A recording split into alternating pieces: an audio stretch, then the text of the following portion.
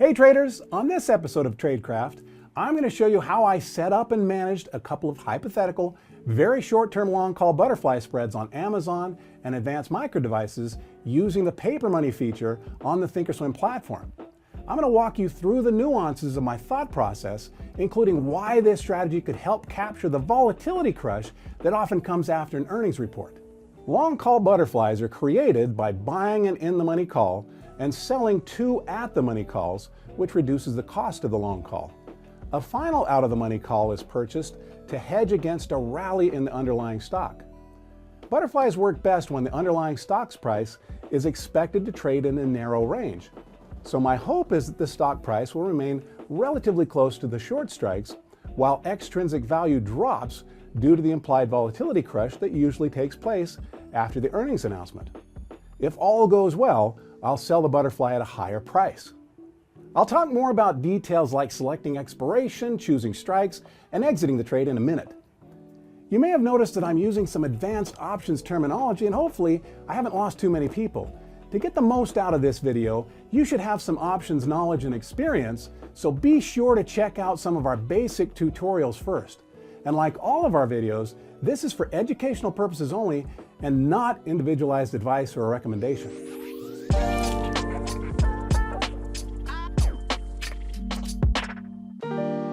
Okay, let me show you the trades I set up. I found two companies that were about to report earnings. Both had high options liquidity because they have plenty of volume, which can lead to good pricing on the options contracts. Neither company pays a dividend, so that lowered my risk of early assignment on my short options. The first was Amazon. The chart showed the price was pulling back a little while implied volatility was rising ahead of the announcement. This means that the options will be more expensive because they have higher extrinsic values. The contracts with the most extrinsic value are at the money, which is an important consideration when selling options. So my short calls will lower the cost of the spread. Then after the announcement, a volatility crush would hopefully result in those short calls melting and me selling the butterfly for more than I bought it. When I looked at the expirations of the trade tab, I saw that the implied volatility for all contracts for the 3rd of May 2024 expiration was 110%. This was about 44 percentage points above the next expiration at 66%. The difference signals that extrinsic value for these options was very high. After the announcement, I expected implied volatility to return to a normal level that's closer to the 10th of May 2024 contracts. The long strike prices are typically the same distance from the strike price of the short options. The lower long call is the driver of the trade. It's deep in the money, which makes it relatively expensive compared to the other calls. Selling the two short calls offsets much of the cost of the lower call. As the time value melts out of the short calls, my hope is that the value of the lower call remains high. The higher long call acts as a hedge to the trade in case the underlying security rallies. If the price rises above the short strikes, the short calls will gain value, which would eventually overtake the value of the lower contract and result in a loss. So the trade will reach max profit if the underlying is at the middle strike prices at expiration. Max loss is generally the initial debit to create the position. It happens if the underlying moves below the strike price of the lower long call or above the strike price of the higher long call. The long butterfly has two break-even points, which are calculated as the lower strike price plus the debit or the higher strike price minus the debit. Another risk occurs if the underlying price is above the short strikes at expiration because they could be assigned.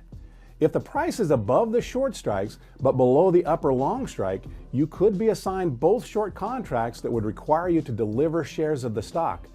In this example, that'd be 200 shares.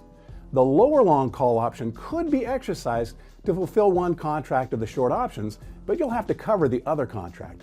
Because in this scenario, the upper call is out of the money, it would be more expensive to exercise it versus buying the shares outright. Of course, anytime you sell short options, you have some risk of early assignment regardless of where the stock price is trading. Another thing to remember is that because a butterfly spread is made up of 4 contracts, paying a fee for each contract could be considerable. Weigh these fees as you set up and close your trades. Long butterfly spreads are typically theta positive when the underlying stock price is in between the two break-even points. Time is working in favor of the position.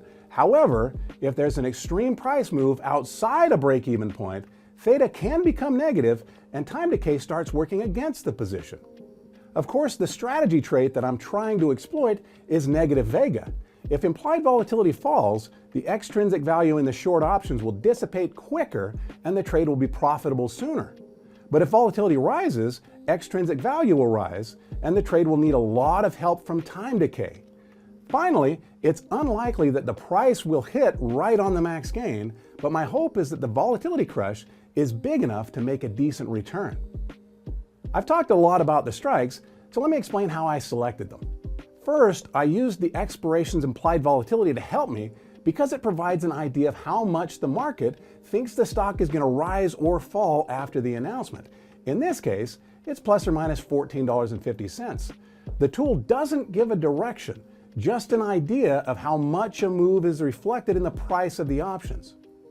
If I only used this tool, I would want my long calls at least $14.50 above and below the current price. However, there are two other estimates of price moves that traders can consider. First is the market maker move, which is only available on the thinkorswim platform. It shows up about a week ahead of an earnings announcement and uses several factors, including implied volatility, to estimate how much the market expects the price will move after the announcement. In this case, it was forecasting $13.83 in either direction. The third tool is the at-the-money straddle for the front expiration. I saw this by changing the spread to straddle. The 180 straddle had a mid price, which is the halfway point between the bid and ask, of about $15.12. So these tools gave me a range of $13.83 to $15.12. With Amazon now trading near $179.50, I decided to put the long calls about $15 above and below the current price. I bought the spread on the Trade tab by changing the spread layout to butterfly. Next, I selected the short strikes. Then I changed the number of spreads to 1. Finally, I adjusted the long strikes to 165 and 195 in line with the Trade tab tool's averages. On the Analyze tab, I went ahead and set the slices to break even, and then I added a slice for the current price. The theoretical max profit is about $1,100, which I get if the stock price hits right on $180 at expiration. The chances of that happening are small. However, the platform estimated that I had a 40% chance of the underlying stock price staying between the lower break-even and the current price, and a 41% probability of it staying below the upper break-even and the current price. Together, that's an estimated 82% likelihood of making some profit, not accounting for fees.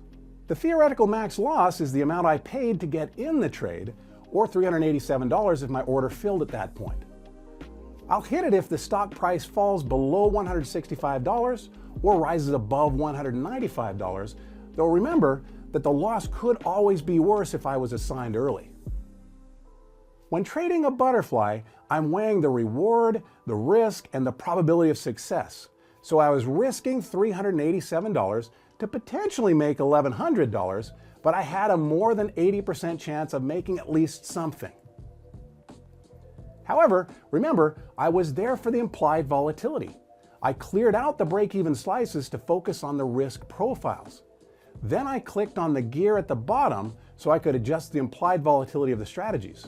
You may remember that the difference between volatility for this expiration and the next was over 44 percentage points. So I was curious what would happen if implied volatility dropped about that much. So I ticked off 1 day to align with the earnings report, and that caused the PL open, or the estimated profit and loss from the opening of the trade, to rise. Then I took off 40 percentage points of implied volatility.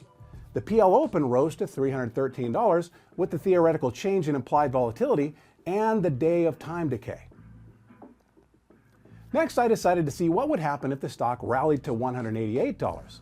The projected profit was $167, so falling volatility should be profitable, but a change in the prices could greatly reduce my potential return.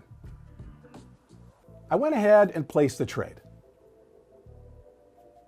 The other stock was Advanced Micro Devices, or AMD.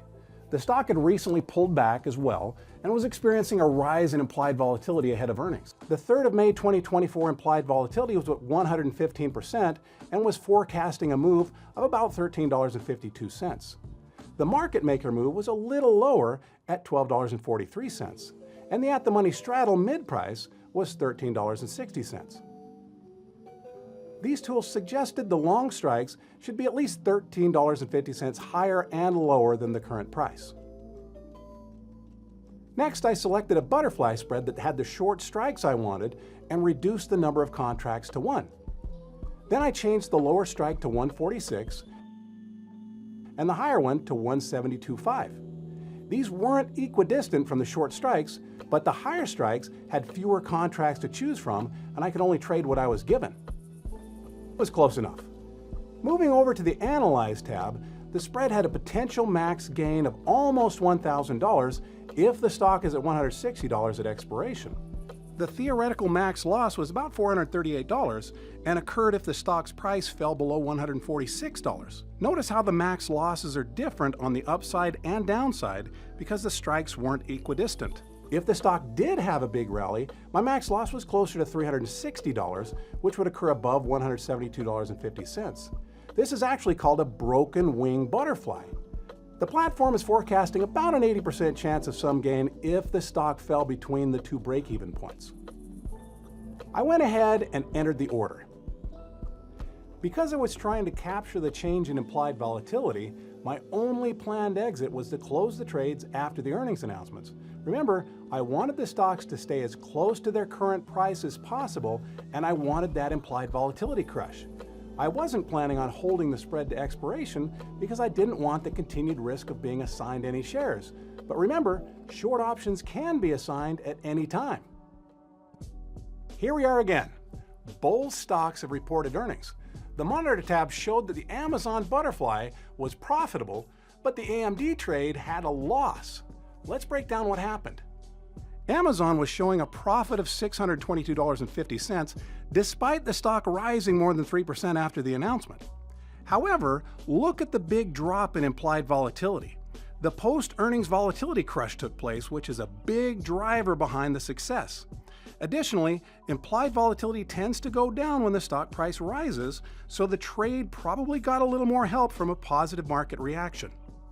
Let's check out the trade in the Analyze tab. The stock price is surprisingly close to the max gain, which is adding to the success of the trade. The difference between the pink risk profile and the blue one is the remaining extrinsic value in the options. I could potentially hold on for 2 days and get a higher return as time value eats away the remaining premium, but that only works if the stock price stays put. With so much extrinsic value gone, I have higher gamma risk. This means that a price move in the underlying stock could result in a big move in the options contracts, which could turn my profit into a loss. I don't know what the price is going to do over the next 2 days, and I got the volatility crush I was looking for, so I went ahead and closed the trade. AMD has a loss of $269. Let's take a look at the chart and see how the market responded to its earnings announcement. The stock fell nearly 8.5% after AMD reported earnings. Implied volatility also fell, which reflects that volatility crush I was counting on. However, the drop in the stock price resulted in a loss. The price fell below the break-even point, which changed the characteristics of the trade. I wanted it to now have higher implied volatility because it would keep the value of my trade higher, which appeared to happen. So ironically, the volatility crush I was counting on may have been smaller, which may have helped reduce my losses. I'll demonstrate this in the Analyze tab. Notice that the price of the stock has fallen to the lower long call strike. This means the trade is in max loss territory, but there's still quite a bit of extrinsic value left in the trade. This is a good sign because my losses could be worse. The remaining extrinsic value is the difference between the pink risk profile and the blue one, so I'm getting a bit of a buffer here. However, because the pink line is over the blue line, it also indicates that the butterfly is now theta negative, which means time value is working against me. So if I hung on to the trade hoping the stock would rally, I risked that last bit of extrinsic value melting away when I could salvage some capital from it. If the stock continues to fall, closing now could have been the difference between a $269 loss and nearly a $500 max loss. Since I don't have a crystal ball, I decided to exit the trade. What are the major takeaways? First, know the relationship between implied volatility and the underlying security's price movement. Generally speaking, implied volatility rises when the stock price falls and falls when the stock price rises. We see how this relationship helped the profitability of the Amazon trade, but may have helped limit losses on the AMD trade. Of course, we know that implied volatility can still rise ahead of an earnings announcement, even if the stock price is rising, so the relationship between option volatility and the underlying price isn't always positive. But understanding the general relationship can inform the way you trade and the decisions you make. Next, butterfly spreads can be more forgiving than you might think. While max gain is really hard to achieve, the probability of at least some gain was above 80% on each trade. Even though the price of AMD fell into max loss territory, my loss was smaller because of the remaining extrinsic value. Finally, know how a strategy's Greeks can change under certain circumstances. A butterfly spread can go from theta positive to theta negative when the underlying price moves outside of break-even points. This means time decay goes from working with you to working against you. Some people like to hold on and hope the price moves back into the range of profitability, but at that point, time decay is against you. Others are happy to cut their losses, preserve as much capital as they can, and move on to the next trade. Trading around earnings is always risky because it's difficult to know how the market will react to the announcement, and no person or tool can predict the future. Try to put the probabilities in your favor, but understanding the subtleties and nuances of implied volatility can help you prepare for what the market throws at you. Keep in mind that options trading involves unique risks and is not suitable for everyone, and certain requirements must be met to trade options at Schwab. Check out our other videos to learn more.